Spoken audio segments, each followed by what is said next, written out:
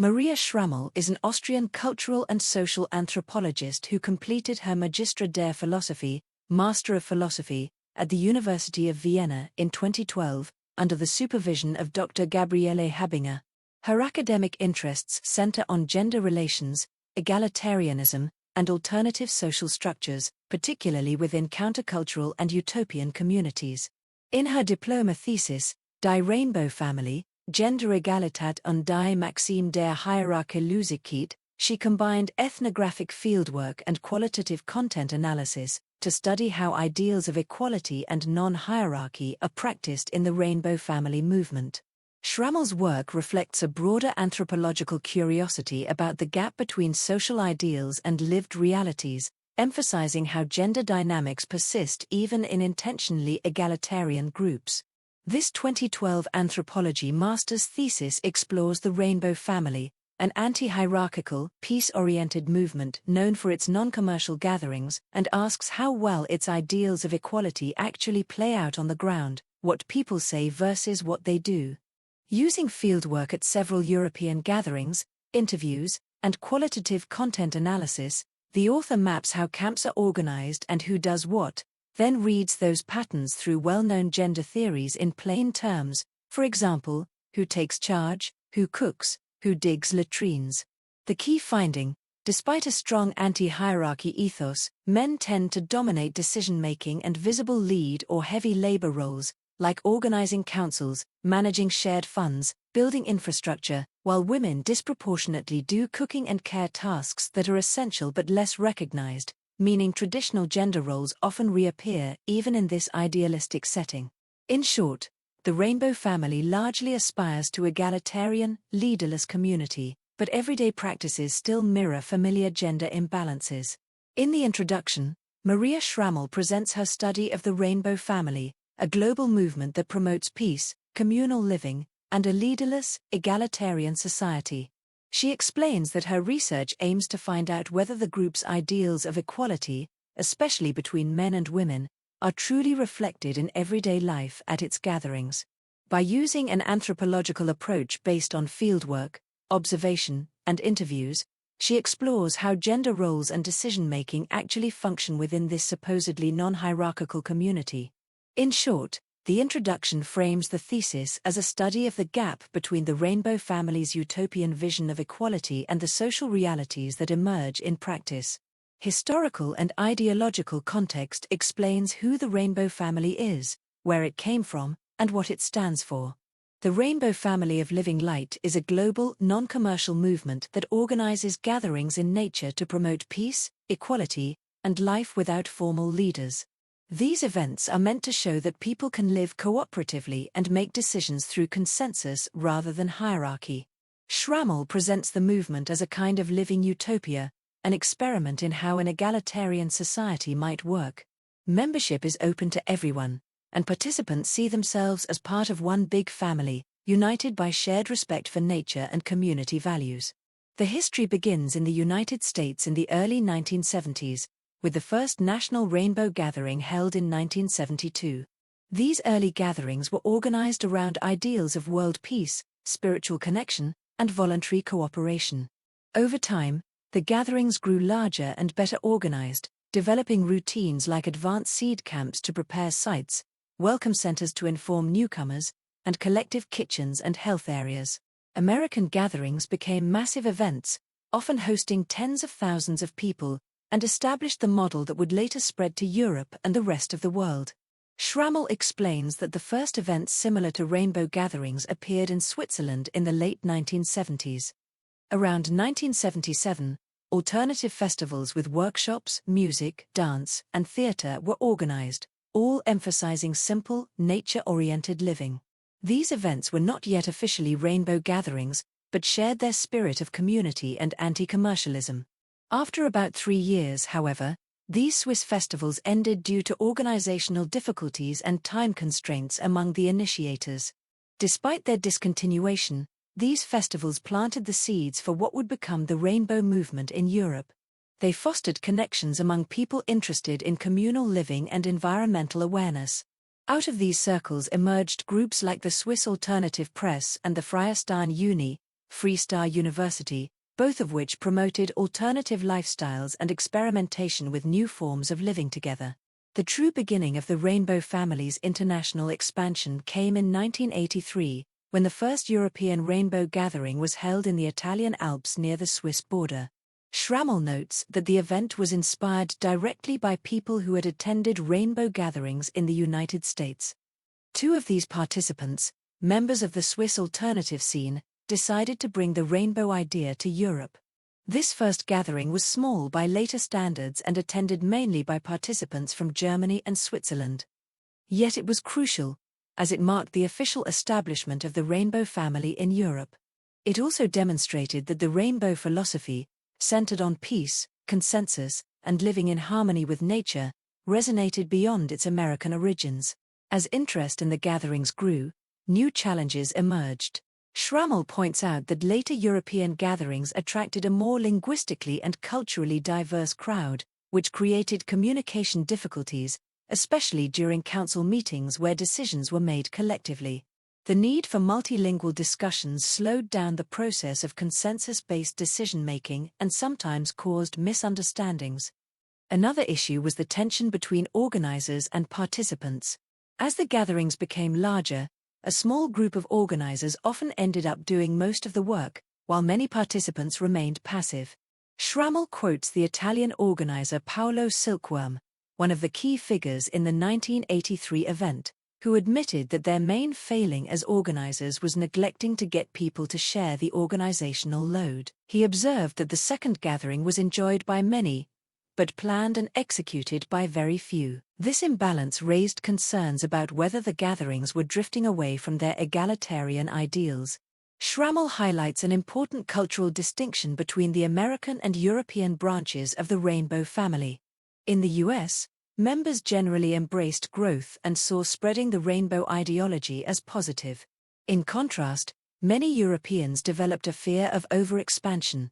They believed that keeping gatherings smaller and more secretive would help preserve their purity, that is, their authenticity and spiritual integrity. This attitude reflected a broader European skepticism toward commercialization and mass participation. Whereas US national gatherings could attract tens of thousands of people, sometimes over 20,000, European gatherings intentionally remained smaller and more intimate, typically involving up to 5,000 participants. For many European rainbows, this scale was considered essential to maintain a sense of real community and personal connection. Despite these early challenges, a lasting European tradition of rainbow gatherings developed.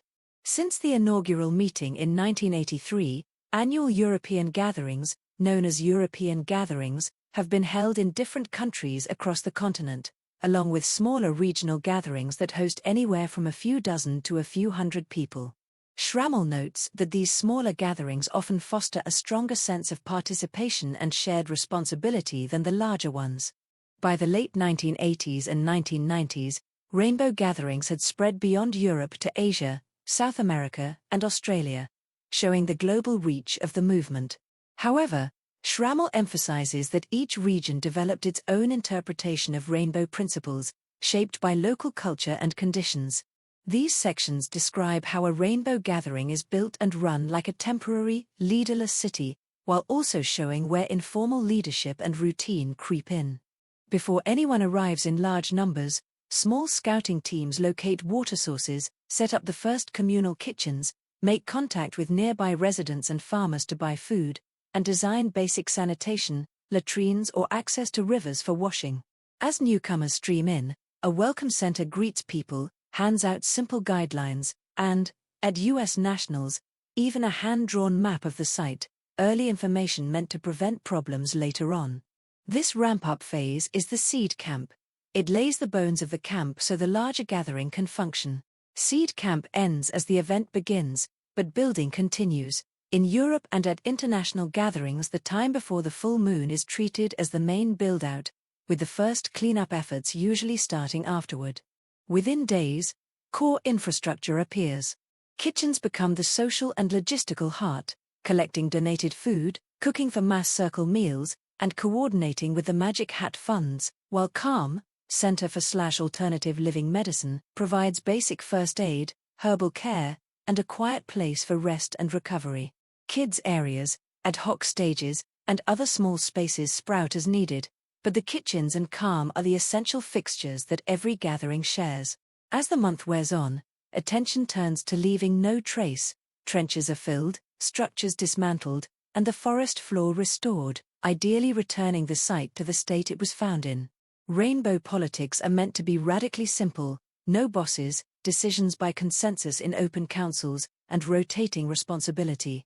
In practice, councils often end up steered by a motivated minority, frequent attendees sometimes called elders, because most people don't consistently show up for long, slow consensus sessions.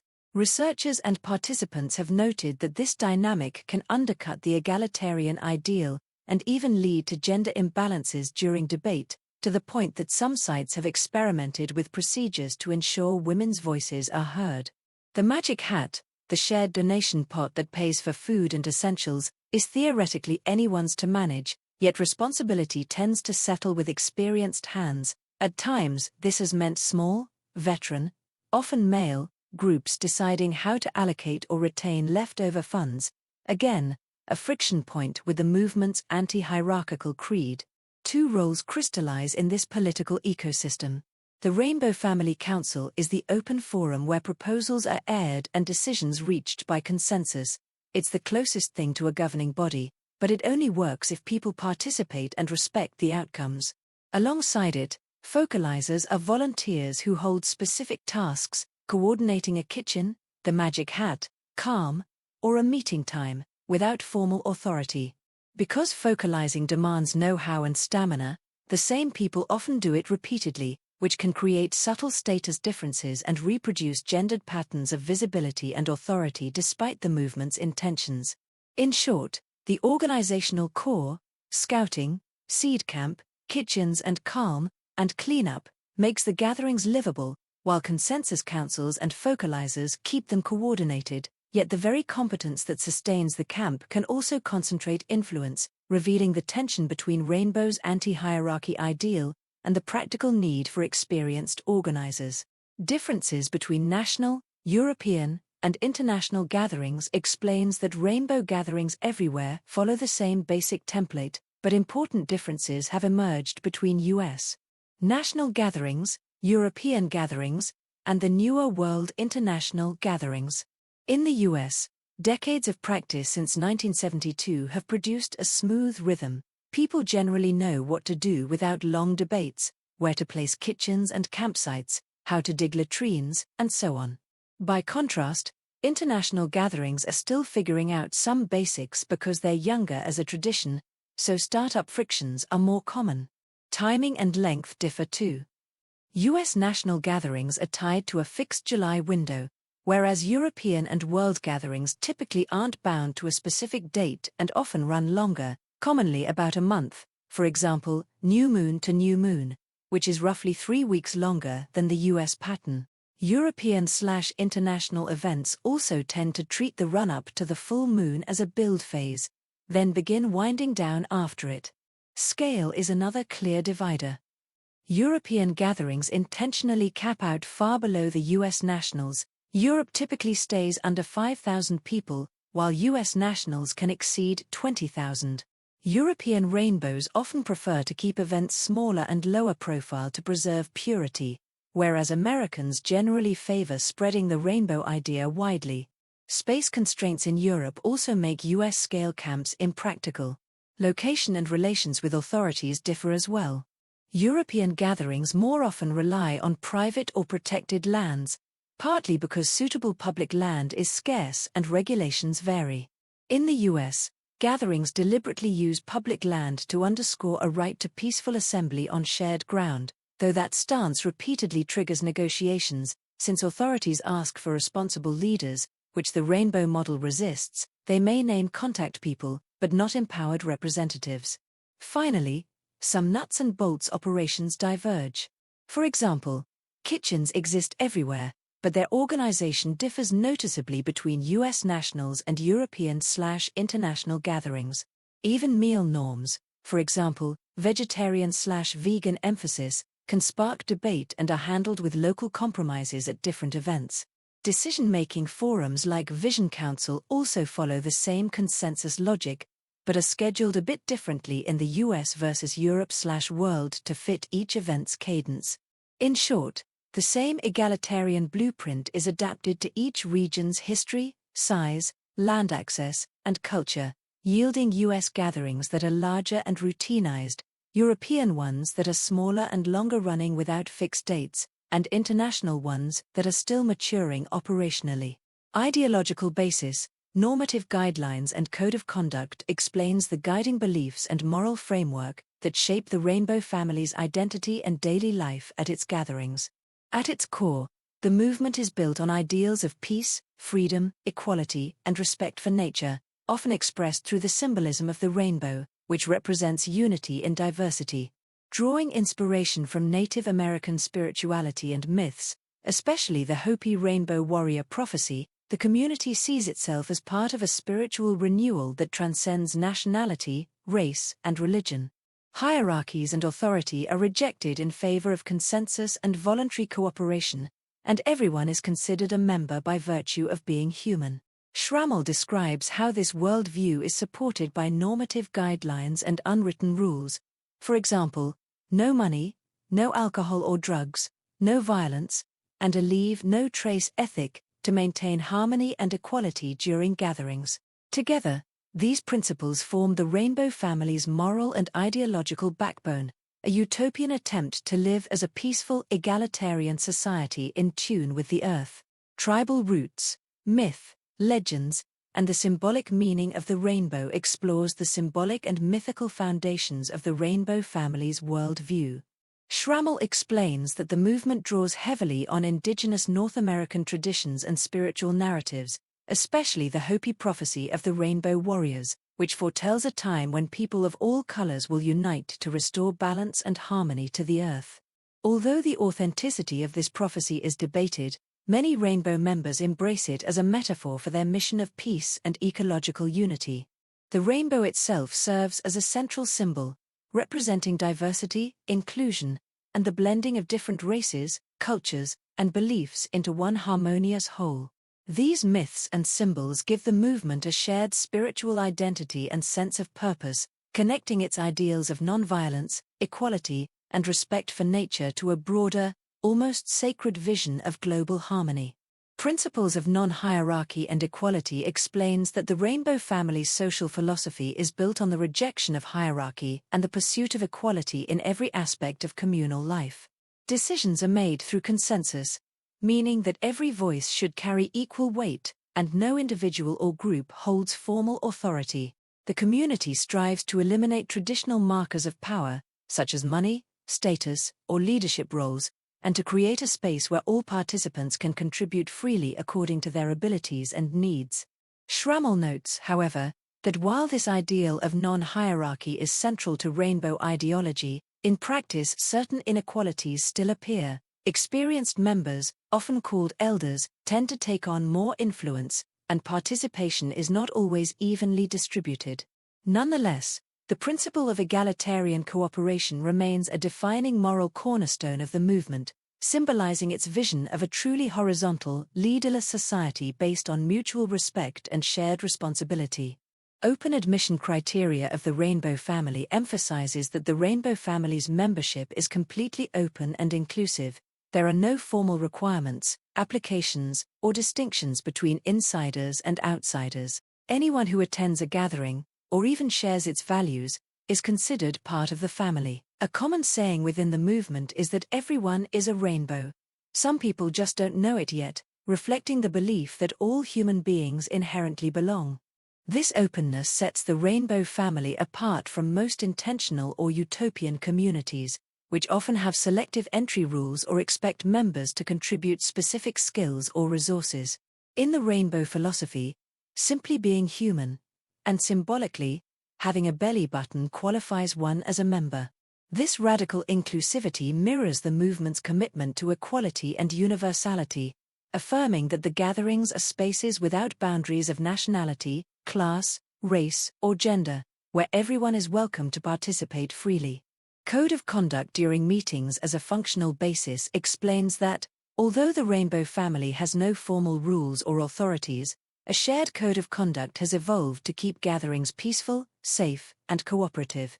These guidelines function as the practical foundation for community life and are passed on orally or through flyers at the Welcome Center. They stress non-violence, respect, cleanliness, and collective responsibility, for example, avoiding alcohol and drugs, keeping noise levels low, helping in kitchens, protecting nature, and leaving no trace after the event. Everyone is encouraged to contribute voluntarily, resolve conflicts calmly, and support others, ensuring the gatherings remain harmonious and self-sustaining without police or leadership. Schrammel emphasizes that this informal rule system helps translate the rainbow ideals of egalitarianism, mutual respect, and environmental consciousness into everyday behavior, making it possible for thousands of people to live together temporarily in a functioning, leaderless community. Rainbow Family. An outline of the community and its meetings brings together the key features of the rainbow family and paints a clear picture of how the community functions and what its gatherings look like. Schrammel describes the rainbow family as a loosely connected global network rather than an organized association, united by shared values of peace, equality, and harmony with nature. Its gatherings, held in remote natural settings, are temporary, self-organized villages where people live collectively without money, trade, or hierarchy. Daily life revolves around shared meals, music, spiritual practices, and group decision-making through open councils. Tasks like cooking, sanitation, and first aid are handled voluntarily by whoever feels called to help, reflecting the community's belief in cooperation rather than obligation. Gatherings are also seen as spiritual experiences, moments of reconnection with nature and humanity, and as experiments in living out utopian ideals. However, Schrammel notes that while the rainbow family strives for openness and equality, challenges such as unequal participation and subtle hierarchies still appear. Overall, this section portrays the rainbow family as a living model of an alternative society, built on freedom, solidarity, and the ongoing effort to turn its egalitarian ideals into practice.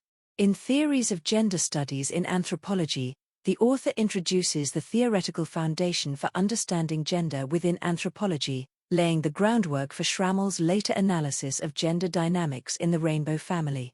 She first explains the distinction between biological sex, the physical, anatomical differences between males and females, and social gender, the cultural meanings, roles, and expectation societies attached to those differences.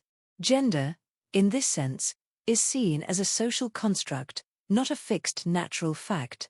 Schrammel then reviews key academic debates between theories of equality and difference in gender studies. Equality-focused approaches argue that women and men should be treated the same, and that gender inequality results from social hierarchies, while difference-oriented perspectives emphasize the unique experiences and contributions of each gender. In anthropology, these debates highlight how ideas of gender vary across cultures and challenge universal assumptions about male and female roles. Together, these sections establish that gender is both biologically grounded and socially shaped, an essential premise for analyzing how the rainbow family attempts, but sometimes struggles, to live out genuine gender equality. Anthropological Theories of Gender Relations traces how anthropological thinking about gender relations has evolved, focusing on concepts that help assess whether societies are truly egalitarian. Schrammel explains that early anthropology often treated male dominance as universal, but later scholars, especially feminist anthropologists, challenged this view by showing that gender equality can exist in many forms, particularly in small-scale, non-hierarchical societies such as hunter-gatherer groups. Thinkers like Eleanor Leacock linked women's subordination to the rise of private property and capitalist economies rather than to biology, arguing that egalitarian societies distribute power and prestige more evenly across genders. The related idea of gender symmetry, developed by scholars such as Ilse Lenz and Ute Louige, suggests that even when men and women have different roles, these can still be complementary and equally valued. Together, these theories reveal that gender relations are shaped by cultural, economic, and historical contexts, not natural inevitabilities, and they provide the analytical framework for Schrammel's later discussion of how the rainbow family attempts to build a community based on genuine gender balance and shared social value. Gender-specific behaviors and stereotyping explains how culture shapes men's and women's behavior through learned roles and stereotypes, and how those ideas have been changing. Drawing on cross-cultural research, Schrammel summarizes that many sex differences we see are better understood as gendered social roles. Societies assign men and women different tasks, for example, breadwinner versus caregiver, and people internalize matching traits, what psychologists call gender stereotypes, i.e., widely shared mental templates about how women/men are and should be. This role splitting feeds the double burden on women, who are expected to handle both domestic care and participation in public work, tasks that are often less visible and less valued, a pattern echoed in Schrammel's field material where women's work received less recognition than men's. She then turns to men and shows how shifts in gender relations have reshaped the image of masculinity, engaging theories that reject treating men as a single, uniform group. Carrigan, Connell, and Lee introduce hegemonic masculinity, a culturally dominant form at the top of a hierarchy of masculinities, highlighting how certain male ideals gain social ascendancy over others. Complementing this, Bourdieu's view of a masculine habitus helps explain recurring roles like the male protector or family head that still surface in everyday narratives and practices.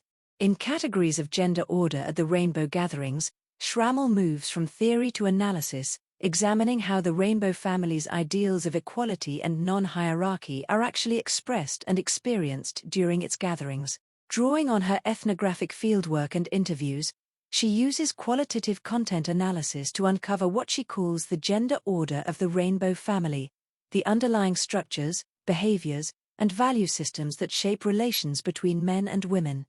Her findings reveal that, although the community explicitly rejects authority and social ranking, patterns of inequality and traditional gender roles subtly reappear in everyday practices.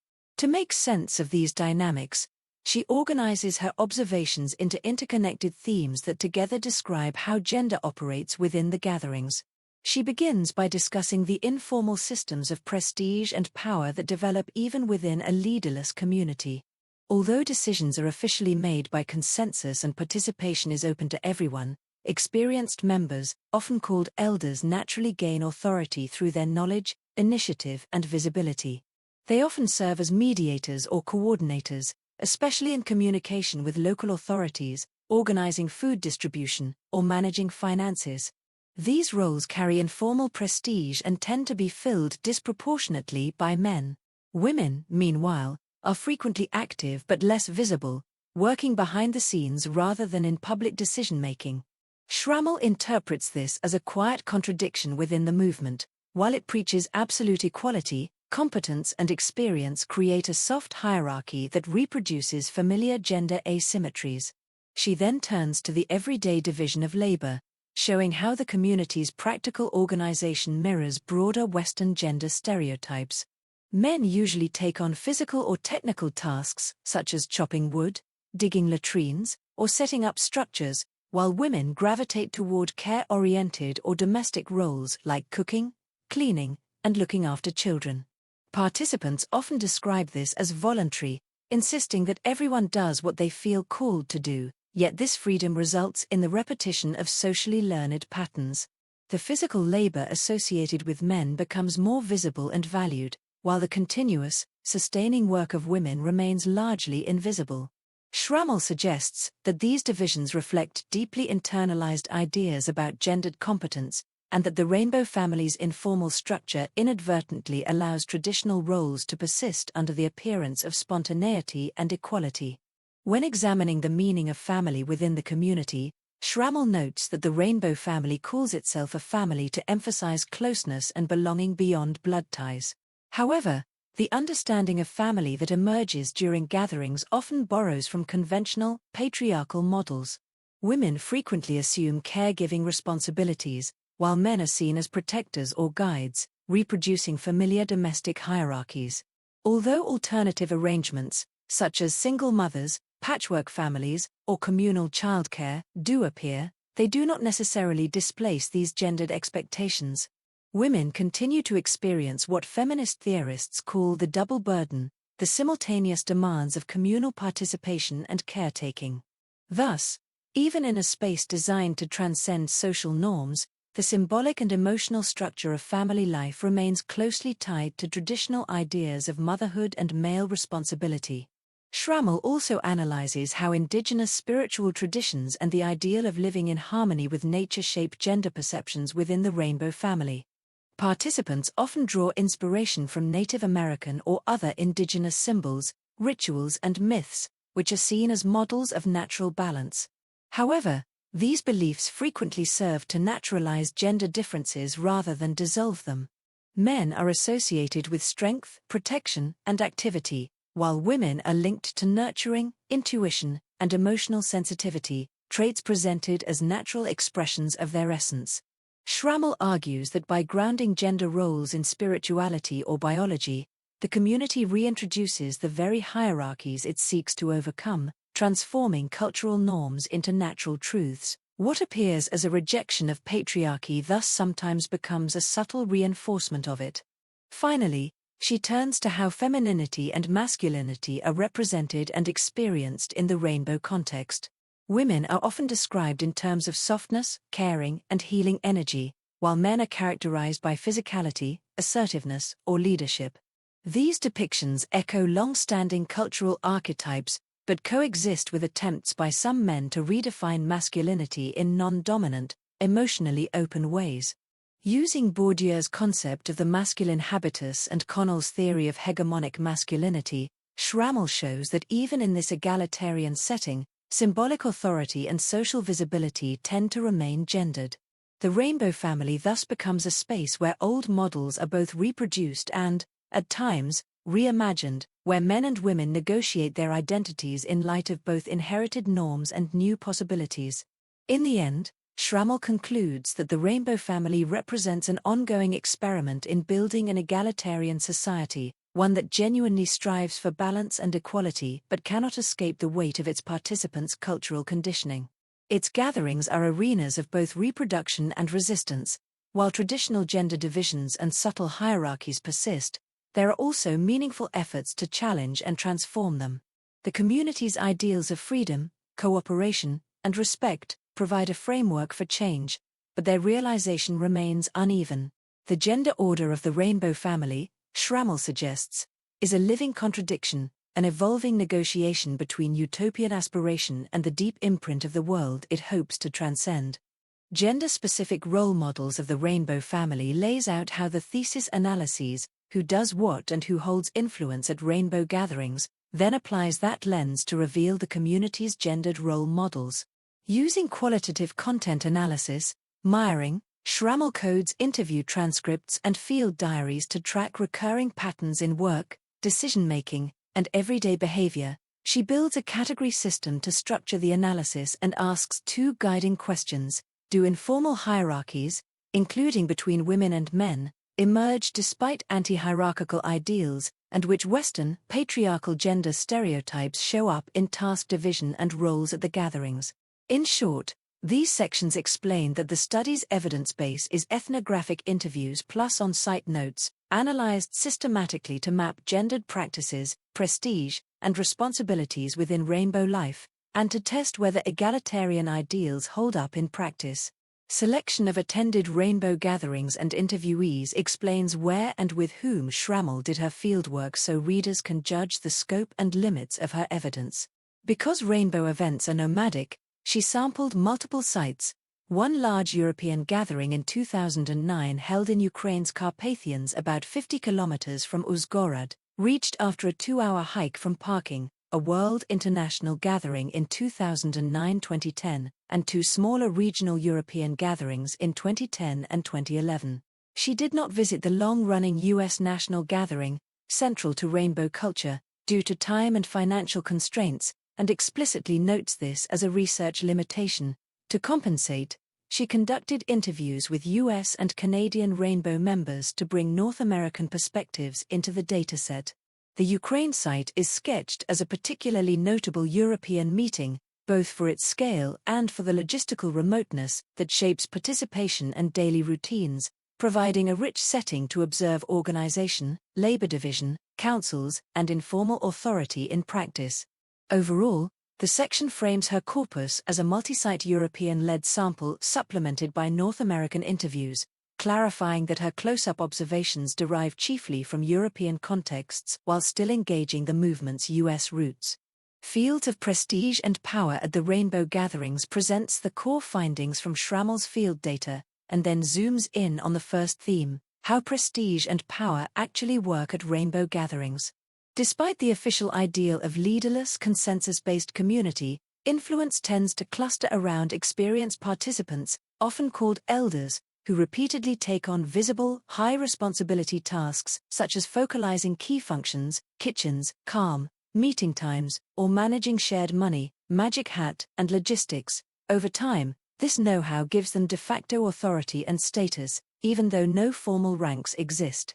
Councils are open to all and aim for consensus, but in practice they're frequently steered by a motivated minority, and gender imbalances can surface. Men's voices and presence often dominate discussions and decision-making spaces.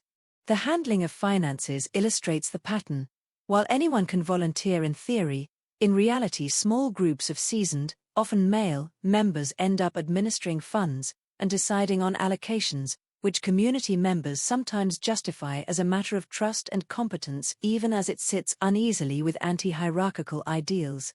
Overall, the analysis shows that practical coordination and repeated responsibility create subtle hierarchies and gendered visibility within an otherwise egalitarian framework.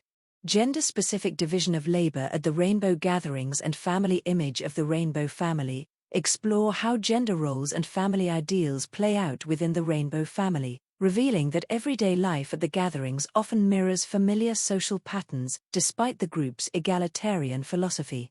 In the gender-specific division of labor, Schrammel observes that men typically handle the physically demanding or technical work, building structures, cutting wood, or digging latrines, while women gravitate toward cooking, cleaning, and childcare. Participants describe this as voluntary and natural, but such reasoning reflects deeply internalized gender stereotypes that make women's contributions less visible and less valued than men's. Turning to the family image, Schrammel shows that the Rainbow family uses the idea of family symbolically to express belonging and unity, yet the notion frequently draws on traditional gender scripts. Women are often linked to nurturing and domestic roles, while men are seen as protectors or figures of authority. Although the gatherings create space for non-traditional family forms, such as single parents, patchwork families, and communal childcare, these arrangements still operate within the broader framework of Western family ideals. Together, these findings highlight how the Rainbow family's attempts to transcend hierarchy continue to be shaped by cultural expectations about gender and family that persist even in intentional, utopian communities. Nature, connection, as an explanation for the gender order and images of masculinity and femininity at the Rainbow Gatherings, show how many Rainbow participants explain gender patterns by appealing to nature and to idealized indigenous traditions, which ends up rebranding familiar roles as natural truths.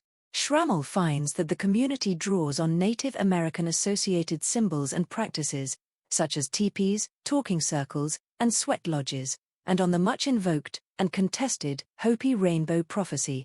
These elements are treated as models of living close to nature, and are used to justify men as protectors/builders and women as nurturers/caregivers, effectively naturalizing a gender division of labor. In practice, this mapping of nature onto gender aligns with observed roles at gatherings, men doing heavy or technical work like woodcutting and latrine digging, while women concentrate on kitchens and care, positions that are framed as voluntary yet carry different visibility and prestige. Correspondingly, images of masculinity and femininity tend to reproduce classic archetypes. Men are associated with strength, building, and protective authority, women with softness, healing, and behind-the-scenes social glue. Crucially, women's work is valued less publicly even though it sustains communal life. In the conclusion, Schrammel brings together her findings to show that the Rainbow family, while deeply committed to ideals of peace, equality, and non-hierarchy, still reflects many of the gender dynamics of the wider society it seeks to transcend. Her fieldwork demonstrates that men and women participate equally in principle, yet subtle hierarchies and traditional divisions persist. Men more often take on visible, authoritative, or physically demanding roles, while women assume caring, supportive, and domestic tasks that are essential but less recognized. These imbalances are often justified through notions of natural gender differences or spirituality, revealing how cultural stereotypes can survive even in explicitly anti-hierarchical settings. Schrammel concludes that the rainbow family functions as a microcosm of modern society, a living experiment where utopian aspirations confront ingrained social patterns. While its gatherings do create space for alternative ways of being and for questioning gender norms, true equality remains an ongoing process rather than an achieved reality. Ultimately, the thesis argues that egalitarian ideals alone are not enough. They must be accompanied by continuous reflection and awareness of how invisible cultural habits, especially around gender, shape even the most idealistic communities.